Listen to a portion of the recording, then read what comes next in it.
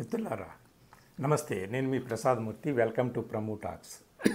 ఎట్టకేలకు at last మన ప్రధాని నరేంద్ర మోడీ గారు మణిపూర్ పర్యటించారండి. ఈ సందర్భంగా రెండు విషయాలు మాట్లాడుకుందాం. ఒకటి, ఎన్నాళ్ళు లేనిది ఇప్పుడు ఎందుకు వెళ్ళారు, వెళ్ళిన సందర్భంగా ఆయనకు ఎదురైనటువంటి మనం చూసినటువంటి విశేషాలు ఏమిటి, ఈ రెండు విషయాలు క్లుప్తంగా ఈ చిన్న వీడియోలో మాట్లాడుకుందాం.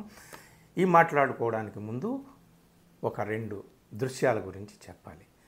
ఒకటి, నరేంద్ర మోడీ మణిపూర్ వెళ్ళిన సందర్భంగా ఆయన అక్కడ డిస్ప్లేస్డ్ ఫ్యామిలీస్తో, అంటే మణిపూర్ మంటల్లో దగ్ధమైనటువంటి సందర్భంగా, అక్కడ హింసాకాండ పెచ్చరిల్లినటువంటి సందర్భంగా చాలా ఫ్యామిలీస్, దాదాపు 50-60 వేల కుటుంబాల సభ్యులు అక్కడి నుంచి ఉన్న చోటు నుంచి తరిమివేయబడ్డారు, తోసివేయబడ్డారు, గెంటివేయబడ్డారు. ఉన్న ఊరిని, కట్టుకున్న ఇంటిని, అన్నిటినీ కూడా వదిలేసి ఎక్కడో ఉంటున్నారు, తలదాచుకుంటున్నారు. అలాంటి ఫ్యామిలీస్తో ప్రధాని నరేంద్ర మోడీ గారు మీట్ అయ్యారండి. సో ఆ మీట్ అయిన సందర్భంగా కొంతమంది వ్యక్తులతో క్లోజ్డ్ డోర్స్లో ఆయన మీటింగ్ జరిగింది.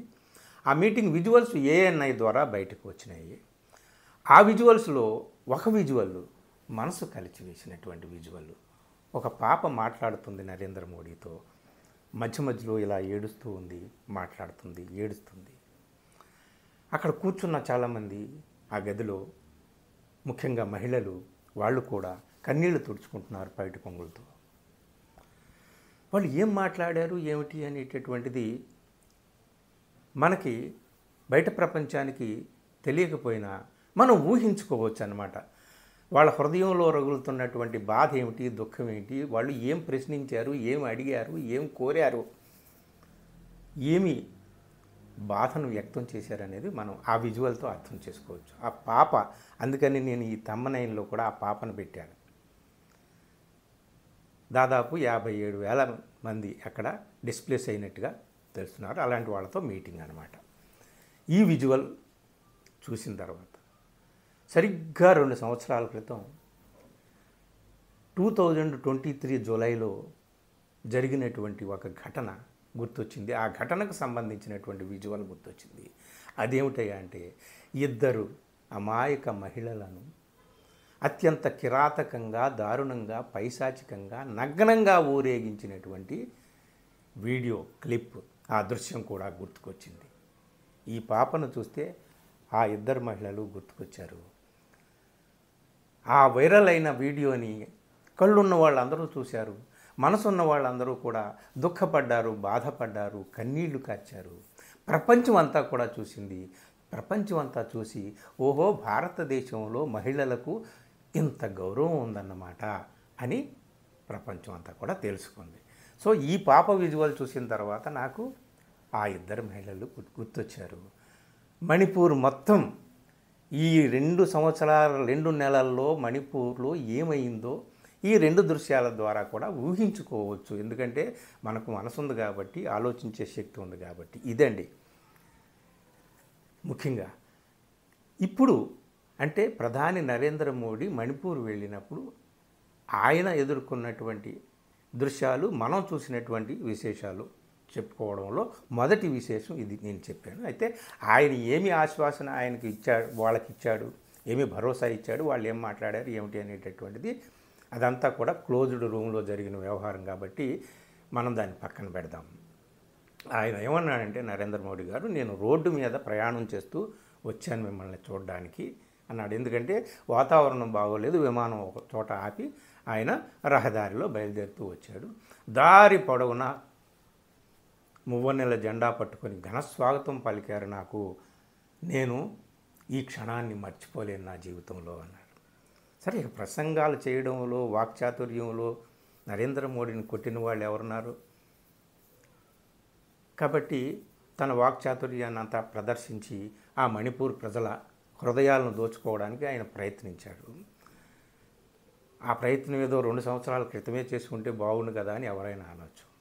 అసలు ఆయన రోడ్డు మీద విమానం ఆగిపోయింది, వాతావరణం బాగోక రోడ్డు మీద రావడం కూడా అత్యంత సాహసోపేతమైన కార్యం అని చెప్పి ఆయన ముఖ్యమంత్రి బీరేన్ సింగ్, రాష్ట్రపతి పాలనకు ముందు ఉన్నాడు కదా బీరేన్ సింగ్, ఆయన అన్నాడు, చూసారా మన ప్రధాని ఎంత సాహసంగా ధైర్యంగా రోడ్డు మీద ప్రయాణం చేసి మనల్ని కలవడానికి వచ్చారు చూసారా అని. ఆహా, ఏమి ముఖ్యమంత్రి, ఏమి ప్రధానమంత్రి అని మనం ఒక నమస్కారం పెట్టుకోవాలంతే. సరే, ఈ సందర్భంగా ప్రధాని చాలా మాటలు మాట్లాడారు. శాంతికి సమృద్ధికి ప్రపంచానికి ఒక సంకేతంగా మణిపూర్ నిలుస్తుందని, మణిపూర్ పేరులోనే మణి ఉందని, కాబట్టి ఈ పీస్ అండ్ ప్రాస్పరిటీకి సింబల్గా మణిపూర్ ఉంటుంది, నార్త్ ఈస్ట్ ఉంటుందని చెప్పేసి ఆయన చాలా అద్భుతమైనటువంటి మాటలు చెప్పారు, భరోసా ఇచ్చారు, హామీలు ఇచ్చారు, చాలా చేశారు. ఇదండి ఆయనకి బాగా నచ్చినటువంటిది. దారి పొడుగునా మువ్వన్నెల జెండాలు పట్టుకొని అందరూ కూడా ఘనస్వాగతం పలకడం. సరే, ఆయన అక్కడికి విచ్చేసినప్పుడు మరి అక్కడ ఆయన పార్టీ నాయకులు, ఆయన పార్టీ కార్యకర్తలు, పెద్దలు, వాళ్ళు తీసుకొచ్చినటువంటి ప్రజలు, వాళ్ళు నిలబెట్టినటువంటి ప్రజలు అక్కడ ఉంటారు. కాబట్టి మనం ఏదైనా సరే మనం ఆయన కీర్తించుకున్నది వేరు, ఆయన ఘనంగా చాటుకున్నది వేరు, మనం అర్థం చేసుకునేది వేరు. ఏది ఏమైనా సరే ఆయన చూసింది ఇది, మనం చూసిన విశేషాలు ఇవి మణిపూర్ సందర్భంగా. ఇంకా రెండో విషయానికి వస్తే మరి ఇంతకాలము ఎందుకు వెళ్ళలేదు? 865 రోజులు. కాబట్టి ఇన్ని రోజుల తర్వాత, ఇన్నాళ్ళ తర్వాత మంటల్లో తగలబడి శ్మశానంగా అయిపోయిన తర్వాత అక్కడ ఇప్పుడు శాంతి జెండా ఎగరవేయడం ఏంటి, అక్కడ శాంతి నెలకొన్నది అని నమ్మకం కలిగిన తర్వాత ఎందుకు ఇప్పుడు వెళ్ళాడు అంటే ఒక మాట చెప్పుకోవచ్చు. ఎంత దేశానికి ప్రధాని అయినా ఆయనకి కూడా మనసు ఉంటుంది కదండి. ఆ హింసను నేను తట్టుకోలేను, నా కళ్ళతో నేను చూడలేను అని అక్కడికి వెళ్ళలేదేమో ఆయన. అసలే ఆయన కోపం వస్తే లేదా బాధ కలిగితే హిమాలయాల్లోకి వెళ్ళిపోయేటటువంటి తత్వం ఉన్నటువంటి నాన్ బయలాజికల్ మహాపురుషుడు. కాబట్టి మణిపూర్లో ఎక్కడ అడుగు పెడితే మొత్తం వైరాగ్యం వచ్చి కమండలం పట్టుకొని ఏ హిమాలయాలకు వెళ్ళిపోతానో అని భయంతో అక్కడికి వెళ్ళలేదేమో. మనకేం తెలుసు ఆయన హృదయం ఎంత దగ్ధమైందో, ఎంత ఆవేదనతో రగిలిపోయిందో మణిపూర్ గురించి. మనకేం తెలుసు? ఈ కారణం అయి ఉండొచ్చు వెళ్ళకపోవడానికి. లేకపోతే ఎక్కడ రష్యా ఉక్రెయిన్ యుద్ధాన్ని ఆపండి అని ప్రపంచంలో ఎక్కడ యుద్ధాలు జరిగినా నేను ఆపుతాను అని చెప్పేసి 56 అంగుళాల ఛాతీని ప్రదర్శించి విశ్వమంతా శాంతి సందేశం వినిపించినటువంటి విశ్వగురువు కదా మన నాయకుడు. సో అలాంటి పెద్ద మనిషి మణిపూర్ ఇప్పుడు దాకా ఎందుకు వెళ్ళలేదు, ఇంత లేట్ ఎందుకు చేశాడు అనే ప్రశ్నకి ఎవరైనా ఏమైనా సమాధానం చెప్పొచ్చు. ప్రధానమంత్రి వెళ్ళినా వెళ్ళకపోయినా మేము తీసుకునేటటువంటి చర్యలన్నీ తీసుకుంటున్నాము, మేము చేపట్టినటువంటి కార్యక్రమాలన్నీ ఉన్నాయి. అక్కడ ముఖ్యమంత్రిని మార్చండాయా అని చెప్పేసి గుండెలు బాదుకుని గగ్గోలు పెట్టినా సరే ప్రతిపక్షాలు వినలేదు. ఎప్పుడో చివరాఖరికి ప్రతిపక్షాలు ఏవైతే డిమాండ్ చేస్తారో అదే పనులు చేస్తారో అది వేరే విషయం. రైతుల నల్ల చట్టాల విషయంలో కావచ్చు, ఏ విషయంలోనైనా సరే, అక్కడికి జిఎస్టీ విషయంలో కావచ్చు, ఏ విషయంలోనైనా సరే అక్కడ కూడా ఆ ముఖ్యమంత్రిని తొలగించి రాష్ట్రపతి పాలన విధించాల్సి వచ్చింది. అంతా అయిపోయిన తర్వాత, చేతులు కాలిన తర్వాత ఆకులు పట్టుకున్నట్టు అంతా అయిపోయిన తర్వాత చేశాడు. సో దీనికి ఎందుకు ఇన్నాళ్ళు ఎందుకు మణిపూర్ ఆయన వెళ్ళలేదు అన్న ప్రశ్నకు సరైనటువంటి సమాధానం అయితే లేదు. ఒక ప్రధానిగా తన దేశంలో అంతర్భాగమైన రాష్ట్రం తగలబడుతుంటుంటే అక్కడికి విజిట్ చేసి ఆ ప్రజల్ని నేనున్నాను అని చెప్పి ప్రజలకు నమ్మకం పలికి వాళ్ళకి భరోసా ఇచ్చి హామీ ఇచ్చి అక్కడ శాంతిని నెలకొల్పేదాకా కదలకుండా ఉండాలి నాయకుడు అనేది. బెంగాల్ తగలబడుతూ ఉంటుంటే మత ఘర్షణల్లో గాంధీ గారు వెళ్ళి అక్కడ కూర్చోలేదా? నాయకుడు అంటే శాంతిని కోరుకునేటటువంటి నాయకుడు అంటే. కానీ మన ప్రధాని ఎందుకు వెళ్ళలేదంటే నేను వెళ్ళినా వెళ్ళకపోయినా అక్కడ చేయాల్సినటువంటి పనులు మేము చేస్తూనే ఉన్నాం అనేటటువంటి భరోసాతో వెళ్ళలేదని మనం అనుకుందాం. అసలు ఇది అంటే వాళ్ళు పైకి చెప్పేటటువంటి కారణాలు ఏమైనప్పటికీ కూడా ఇంకొక కారణం ఏమిటి అంటే ఇంతకాలం ఎందుకు వెళ్ళలేదనే దానికి కారణం, ఇప్పుడే ఎందుకు వెళ్ళాడనే దానికి కారణం ఏమిటి అంటే ఈ దేశంలో నరేంద్ర మోడీ 75 సంవత్సరాల వయసు నిండుతున్నటువంటి సందర్భంగా 2 రోజుల్లో సెప్టెంబర్ 17న ఆయన 75వ పుట్టినరోజును చాలా ఘనంగా ఉత్సవాలు జరుపుకునేటట్టుగా పార్టీ ఏర్పాట్లు చేస్తుంది.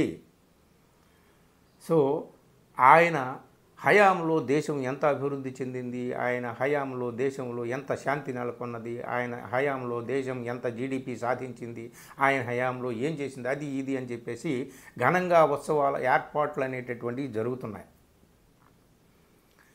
మరి సెప్టెంబర్ 17వ తేదీన ఘనంగా దేశానికి ఇంత బ్రహ్మాండంగా చాటుకునేటటువంటి సందర్భంలో మణిపూర్ వెళ్ళలేదు అన్న ప్రశ్న ఒక్కటి శేష ప్రశ్నగా మిగిలిపోతుంది కదా.